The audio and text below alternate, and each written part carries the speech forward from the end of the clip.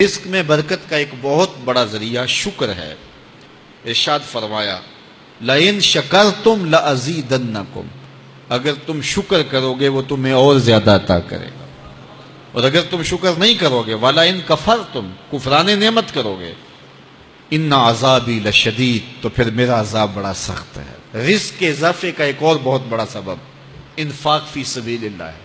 اللہ فرماتا ہے جو تم خرچ کرتے ہو تو جو چیز تم نے نکال دی اس کی جگہ اللہ تمہیں اور عطا کر دیتا ہے۔ بعض کا ہمارا یہ ہوتا ہے کہ کوئی آدمی مالی بحران میں آ گیا تو وہ کرتا کیا ہے کہ جو راہ خدا میں دینے کا کھاتا تھا پہلے اسے کلوز کرتا ہے، یہ فلاں مدرسے کو دیتے ہو یہ بھی بند کر دو، یہ مسجد کو دیتے ہو یہ بھی بند کر دو، یہ فلاں غریب کو دیتے ہو یہ بھی بند کرو، حالات ٹائٹ ہو گئے ہیں۔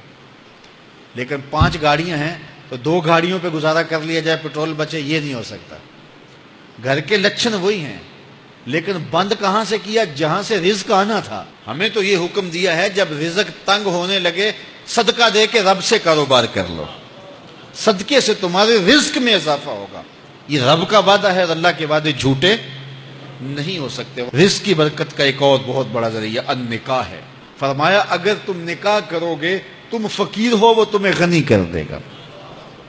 لوگ کہتے ہیں بچہ پیروں پہ کھڑا ہو لے تو پھر نکاح کریں گے، اللہ کہتا ہے تم نکاح کرو ہم پیروں پہ کھڑا کر دیں گے۔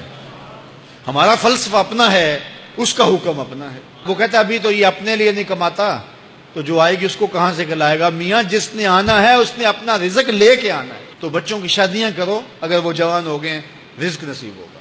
اپنے اہل خانہ کو نماز کے حکم دینے سے رزق بڑھتا ہے، کیونکہ جو صبح کا وقت ہوتا ہے یہ رزق کے بٹنے کا وقت ہوتا ہے، اور جس گھر میں صبح کے وقت لوگ سوئے ہوئے ہوتے ہیں وہاں بے برکتیاں ہوتی ہیں۔ تو طلوع فجر سے لے کر کے طلوع آفتاب تک اپنی اولاد کو، بیوی کو، بچوں کو نہ سونے دیں۔ اس وقت رزق بٹنے کے لمحے ہوتے ہیں۔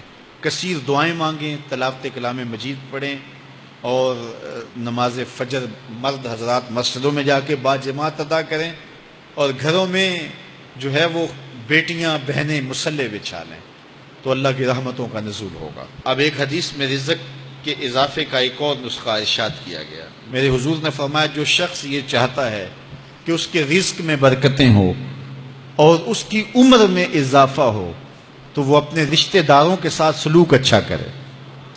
رشتہ داروں کے ساتھ اگر اچھا سلوک کرو گے تو پھر تمہارے رزق میں برکت ہو۔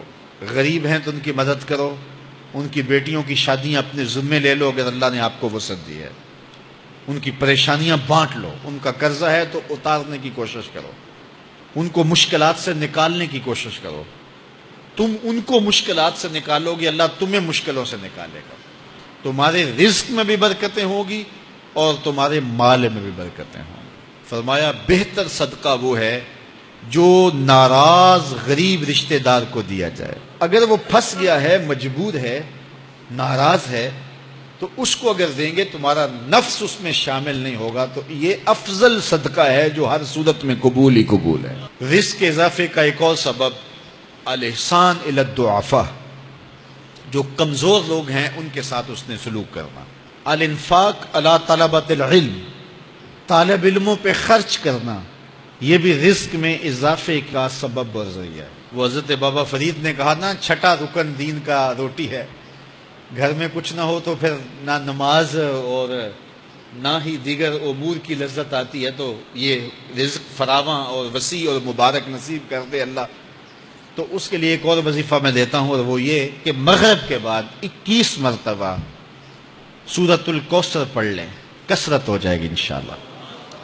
اول خدوشی پڑھ لیں، 5-7 منٹ لگتے ہوں گے، تو سورہ کوثر 21 مرتبہ روزانہ مغرب کی نماز کے بعد پڑھیں، اور اگر بہت زیادہ مسائل ہیں تو ہر نماز کے بعد پڑھ لیں، تو انشاءاللہ آپ دیکھیں گے کہ گھر میں برکتیں اترتی محسوس ہوں گی، انوار کا نزول ہوتے محسوس کریں گے۔ تو یہ وہ رزق کے اسباب ہیں، اگر ہم اختیار کر لیں تو ہم اللہ کی خاص رحمتوں کے حقدار ہوں گے۔ اللہ ہم سب کو رزق حلال، رزق وسیع، رزق سہل، رزق مبارک، رزق فراواں نصیب فرمائے۔